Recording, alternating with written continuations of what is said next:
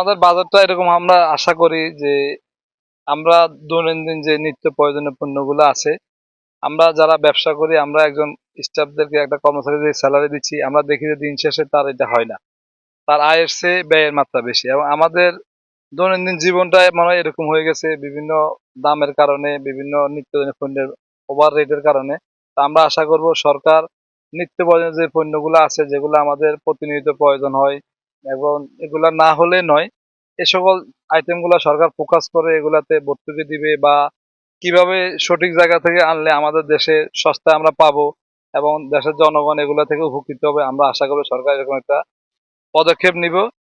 অন্তর্বর্তীকালীন সরকার যে বাজেট কিছুদিন পরে পেশ করবে, আমি সেই বাজেটে দাবি করব সরকার যেন স্বাস্থ্য খাত এবং শিক্ষা খাতে নজরটা দেয়।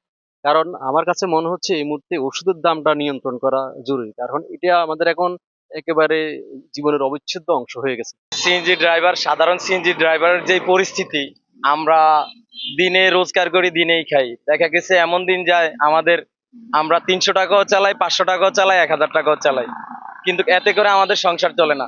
আগামী দিনে যে বাজেট হবে সেই বাজেটে আমাদের রামগতির মানুষের প্রত্যাশা, সরকারের কাছে চাওয়া, এই বাজেটে তেলের দাম এবং বিভিন্ন দ্রব্যমূল্যের দাম কমিয়ে নিয়ে আসবেন আমাদের ডক্টর ইউনূস স্যার, এবং আমাদের যে ইন্টারিমিং গভর্নমেন্টের যারা রয়েছেন তারা আমাদের জনগণের প্রত্যাশা পূরণ করবেন, এই আশা ব্যক্ত করছি।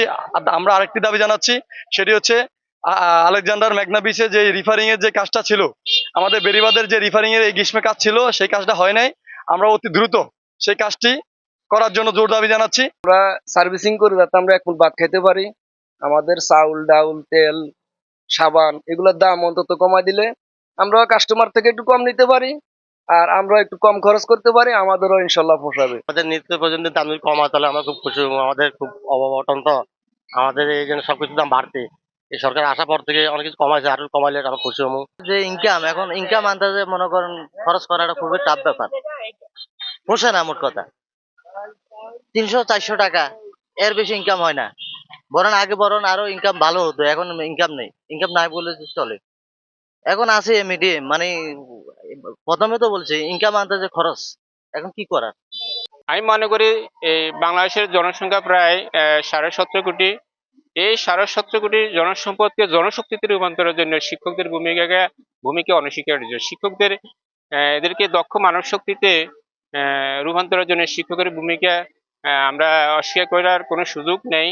কিন্তু শিক্ষকদের জন্য একটা, আমি মনে করি যে আগামী যে অর্থ বাজেট আসতেছে, 2025-26 অর্থ বছরে যে বাজেটটা আসতেছে, যে শিক্ষকদের মান উন্নয়নের জন্য আমি মনে করি যে শিক্ষা খাতে 20% বরাদ্দ রাখা উচিত। তো গত যেটা চলমান বাজেট রয়েছে, যে 24-25 অর্থ বছরে শিক্ষা এবং আইসিটিতে প্রায় 14% বাজেট বরাদ্দ রাখা হয়েছে। তাই আমি মনে করি যে শিক্ষা খাতের বাজেটটা আলাদা করা উচিত শিক্ষকের মান উন্নয়নের জন্য। এতে করে যে শিক্ষার মান উন্নয়নের জন্য যে আধুনিক ল্যাবরেটরি স্থাপন করা সম্ভব হবে, তারপরে এই পাঠাগার, আধুনিক পাঠাগার, যে ইত্যাদি প্রতিষ্ঠা করা সম্ভব হবে। যদি মান উন্নয়ন না হয়, তাদের আর্থিক অসচ্ছলতা যদি থেকে থাকে, তাহলে কিন্তু যারা মেধাবী তারা সেই পেশায় আসতে চাইবে না।